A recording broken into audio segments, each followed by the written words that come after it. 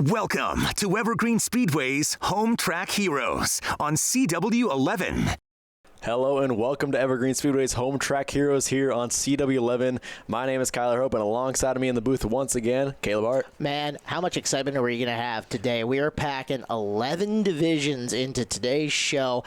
And a stunt, if that isn't quite enough. So we're going to have a great variety of cars. We're going to have excitement all over the place. It was a jam-packed, exciting weekend. We're happy to bring it to you here on the CW11. Yeah, you mentioned a stunt. We'll get back to that a little bit later on in the show. You're not going to want to miss that, so stick around. But yeah, we got all three figure eight classes, a couple bump to pass classes, a few cars on the oval. So we're mixed that in there as well. It's definitely a full jam-packed show. And throw in two open wheel divisions, including the Granite Super Sprint Car Series to finish us off. Going to be a great show. Let's get right into it, as I believe we have got Interstate Batteries Youth Hornets kicking us off. Yep, we got the 12 to 15-year-olds rolling out onto the track right now. Let's get the starting lineup for you here. Starting on the front row, the 44 of Olivia Reppin, sponsored by Reppin Welding and Rail, and her outside, the 12 of Sage Frazier, sponsored by Gearhead Garage. Row number 2, the 717 Diesel Snyder, sponsored by Gearhead Garage. Next to him, the 72 of Keegan Krieger. And row number 3, we got the 59 of Tegan Bjornson, and his outside, the 18 of Paisley Bender, sponsored by Bender Motorsports. Chevy Vincent starts 7th in the 45, sponsored by Beecher Motorsports, and then the Ricks Chevron number 17 of Owen Craig starts 8th. And the always fast number 20, Riley Riddell, starting the back of the pack in the DL Enterprises car, and his outside, the fast time on the night, 27, Dakota Gruchala. Tail end Charlie on the field starting 11th will be the 21X of Ethan Payne. He's sponsored by Arnold's Walking Horse. As the field is ready to go, Olivia Reppin, Sage Frazier taking us to the green flag right here. John Peterson likes what he sees. It's in the air, and Diesel Snyder just wants to split them right away. What a huge run from the 717. Great start for Diesel coming out row number 2. Oh, but Olivia Reppin says not so fast, my friend. Battling back on the inside, going into turn number 3 and making him work for it. Oops. A little too much work there for him, as looks like the 44 and 717 just kind of going over the same real estate. That Uke tire, I think, was just the wrong placement and really made the cars pinch together right there. Well, Sage Frazier and Tegan Bjornson also involved. Let's be fair. That Uke tire came out of nowhere. Exactly, yeah. And we're going to get the outside view. Packed grandstands tonight, as, yeah, just a little bit of a parking lot for the Youth Hornets to start their race. A little bit. A little different for the Youth Hornets is that they work on the circle. They don't work on the road course, so they only have to worry about turning left, and unfortunately, this car's turned way too far left, and we'll have to try a different angle. Oh, check that out. Look at this awesome view. Moonman FPV on Instagram. Check them out. Giving us some great aerial shots on the night as we're going to fast on forward to the restart. Full-on restart. Didn't quite get a lap in there, so we'll re-rack everyone in their original starting positions.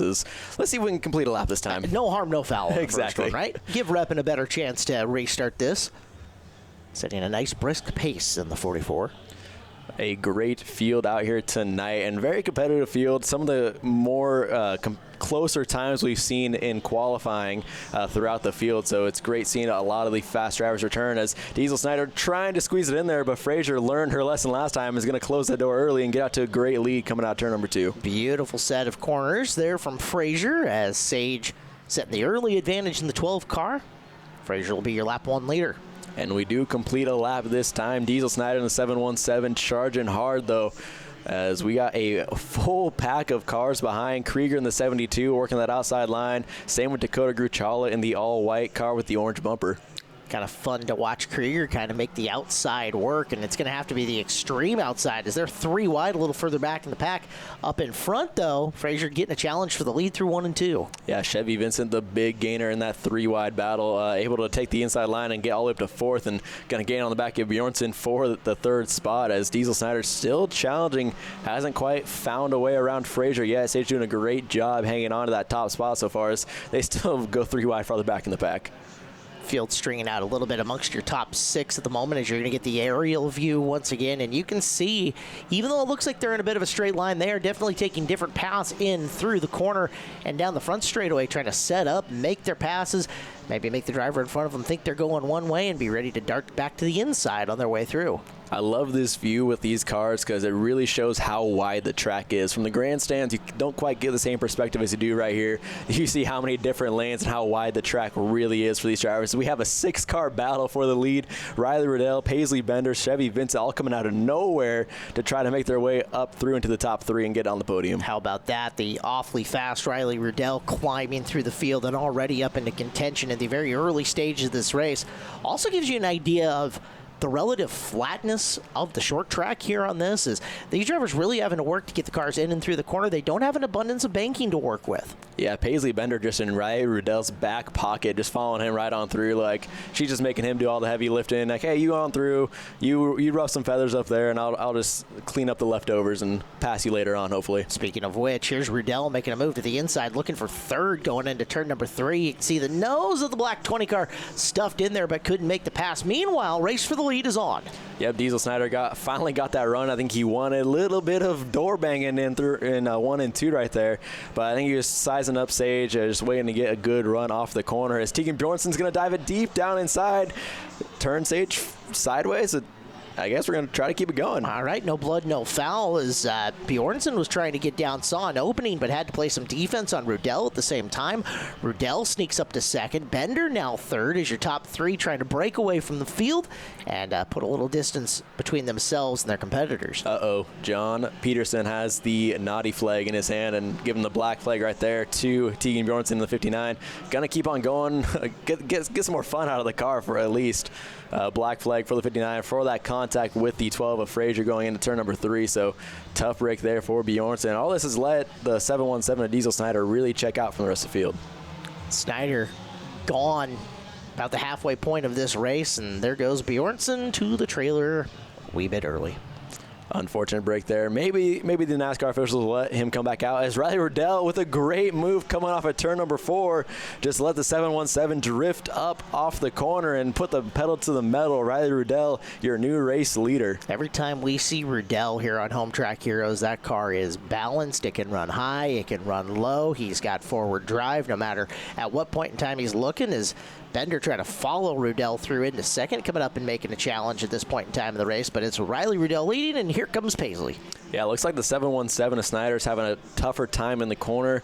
Looks like he's trying to carry a little bit more speed, and it's causing the car to push. You see those front tires turning hard left, and the car just doesn't want to turn. So looks like the car's maybe going away from 717 of Snyder right there. One of those deals that as the tires heat up, it gets over hot at some point in time. They don't quite have the same amount of sticky, or they just straight lose tread to the point where they can't get the car in and around. And in the same method, as we're down to about 10 laps to go, and you can really see Riddell and Bender really classing themselves and getting away from the rest of this pack.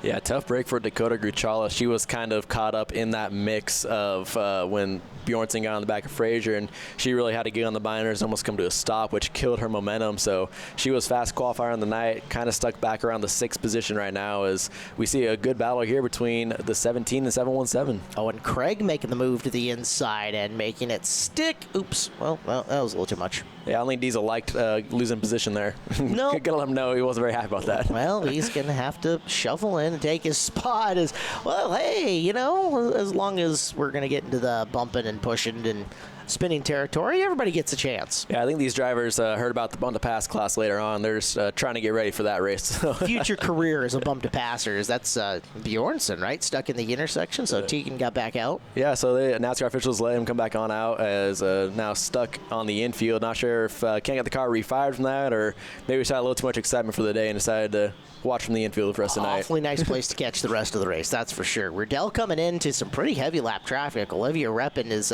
getting made a sandwich out of as they're 3 wide coming through the corner right in front of your leader.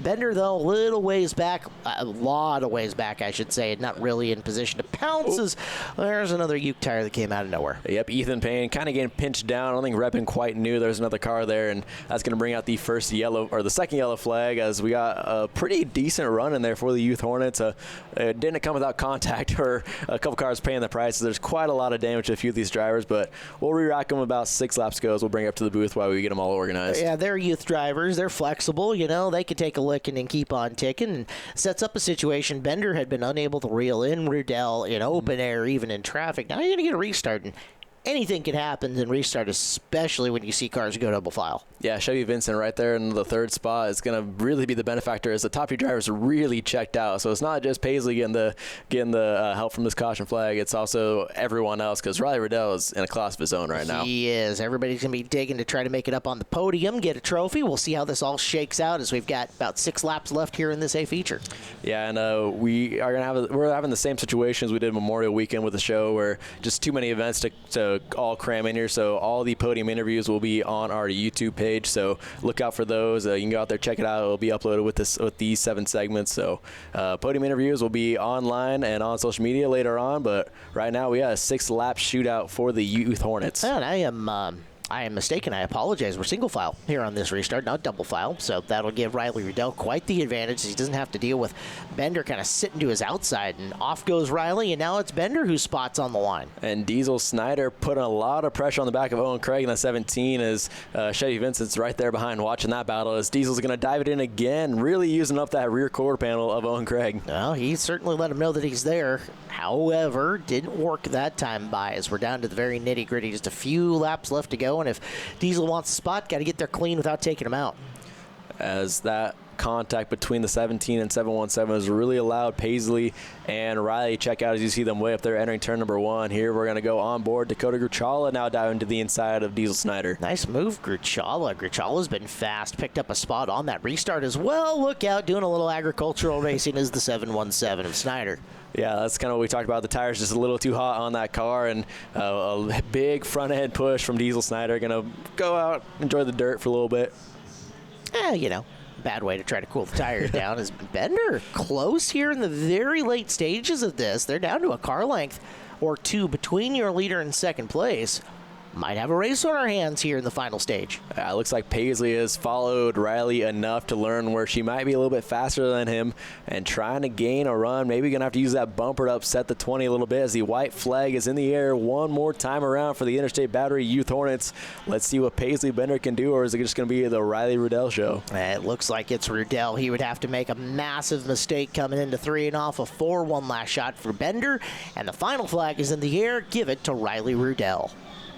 Paisley Bender coming in second, and the 17, Owen Craig, was able to get away from the mess of cars behind him. So great job for Owen Craig there in the 17 as the Interstate Battery Youth Hornet race has completed.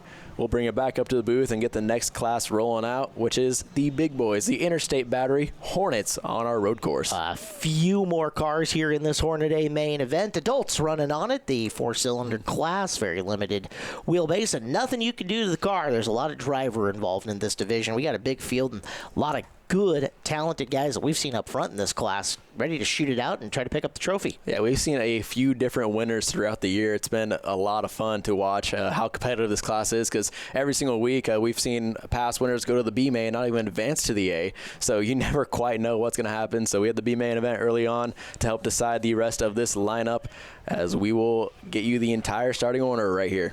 All right, Annika Duncan and Bobby Fisher make up the front row. Duncan in the 163, sponsored by her parents. Bobby Fisher, unsponsored in car number 81. In row number 2, we got the 77 of Christian Miller, and to his outside, the 32, Chase Garner, sponsored by eXp Realty. Third row, Lyndon Smith's 221. Pat Folger's 30 car in 5th and 6th. And row number 4, we got the 78 Michael Duncan, sponsored by GDX Garage Door Service. His outside, the 24 McKenna Cox, sponsored by Cox Racing Wheels. It is McKenna's brother Dawson in the 49 car, starting in the 9th position. Cox Wheels Racing, the sponsor on it. Matt Snyder starts 10th in the 15, sponsored by Twin Peaks Pub. Then we got the 00 Dan Miller, sponsored by Exterior Wall Systems Inc. His outside, the 43 Damon Claiborne, sponsored by Raritan's Dodge Chrysler Jeep Ram and Monroe. Row behind them, Zach Bristol, the 07Z PMS Power Decals, the sponsor on that car. And outside of him, the very fast Brad Gruel in the 2G. The always exciting 16 Peyton Hopp, sponsored by Papa's Tavern. His outside, the 025 Trent Gillespie, sponsored by Quality Roofing, your points leader. We have seen him in victory lane here on Home Track Heroes. Behind them, it is the 03 of Lucas House and Fluck and the 19 of Scarlett Fisher. And then Zach Myers, 69, in the Edwards K&S sponsored car is the final starter on the field. As the Speedway Chevrolet pace car pulling into the infield, Interstate Battery Hornet main event, 30 laps around the road course. Bobby Fischer, Annika Duncan taking us to the green flag, and it is out as they barrel on down into the infield portion of the Interstate Battery course, as they're going to go back up here onto the 3/8, kind of going through the funnel is like what we like to call it, because things get tight there in a hurry as we see 4 wide coming off the corner. Cars going every which way and trying to sort themselves out. Bristol in there, Gillespie in there, trying to make a sandwich out of Dan Miller here in the early stages. They'll do so, as Fischer looked like he led lap number 1 with Gardner right in behind him, Megan Duncan right in behind him. The back of this field in the large invert A main event, competitive and trying to get through early. And there we see the 43, Damon Claiborne. He has had a rough second part of the season so far. He was almost untouchable to start the year off, and it seems like he can't even finish a race now in that 43 car. So hopefully he'll be able to shake off the cobwebs this 4th of July weekend, and he's working around the 07 of Zach Bristol in the back of the pack still, as it is a full invert for these guys. So all the fast guys to the back, which makes for very exciting racing. Yeah, the saying is if he didn't have bad luck, you would have no luck at all at this point in time. And we've seen that from Claiborne, no matter whether it's been on the road course, whether it's been on the short track, the figure eight, whatever it is, he has just been getting wadded up left and right, and not necessarily of his own doing. Look out, Bristol kind of swimming the rear end, gets into him, but he's going to make the move and make the pass stick on Lyndon Smith's 221. So Bristol, nice save. Got the spot.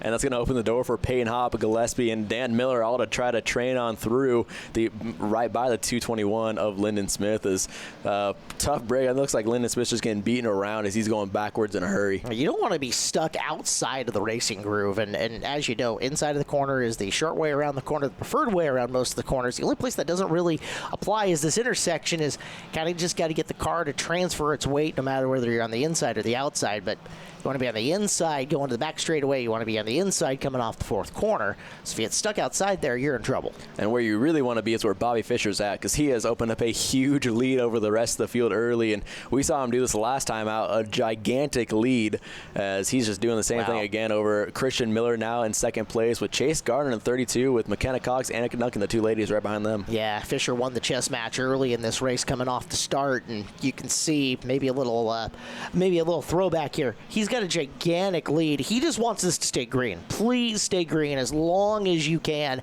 because that lead as it is, nay insurmountable, even though we've got a lot of laps left. He is just gone. Yeah, as long as he can keep it clean and out of lap traffic, he shouldn't have any issues. That's a 78. Michael Duncan getting a little bit bumper. I think Zach Bristol was in a hurry tonight because he's putting the bumper to everyone at every portion of the track, and he's not messing around, still not messing around coming off of turn number 2. And it's going to cost him as Hopp's going to get up and around him as he jammed on the binder. So Peyton Hopp taking the position away from Bristol. Bristol's had a very quiet 2021. He's looking to make some noise finally, but that mistake right there is going to cost him track position and position within the grid. Yeah, we're looking just outside the top 5. Annika Duncan in 6th right now, as Dawson Cox is able to get on through in the 49 machine. Good to see Dawson out here in the Hornets. He's raced just about everything there is here at Evergreen Speedway, so he's going back to his roots in the Hornet as he's moved up to 5th right behind McKenna, but still all Bobby Fischer in that 81 out front. Man, look at that gap as Fischer already in and through the intersection before Miller gets there. Smooth onto the backstretch, and you can see he's got half the straightaway on Miller. Miller's been fast, but Miller so far unable to do anything to catch down Fischer, your leader. Yeah, Bobby Fischer looking very strong, and if we're going to talk about his last time out, caution late race, he had the same sort of lead as he does right now, and that ended up knocking him clearly off the podium. So for Bobby Fischer's sake, let's stay green as we're going to go back to Trent Gillespie hanging it sideways like he always does. Gillespie's always a very fun one to watch because he is going to use that bumper, and as he gets the bumper from Bristol once again in that little intersection portion. Not necessarily Bristol's fault there, as they just had all stacked up and everybody had jammed on the brakes hard. It actually cost Bristol a spot as Dan Miller, right place, right time, smooth and in and past the 07 car. And Miller coming up on Gillespie saying, hey, young man, kind of looking for that spot. Yeah, you look at the 16 up ahead of him. He got the worst end of that little accordion effect in the hairpin last time around as his hood is very bent up. But we are 10 laps down here in the Interstate Battery Hornet A main event. We will be right back for the conclusion and more racing after this.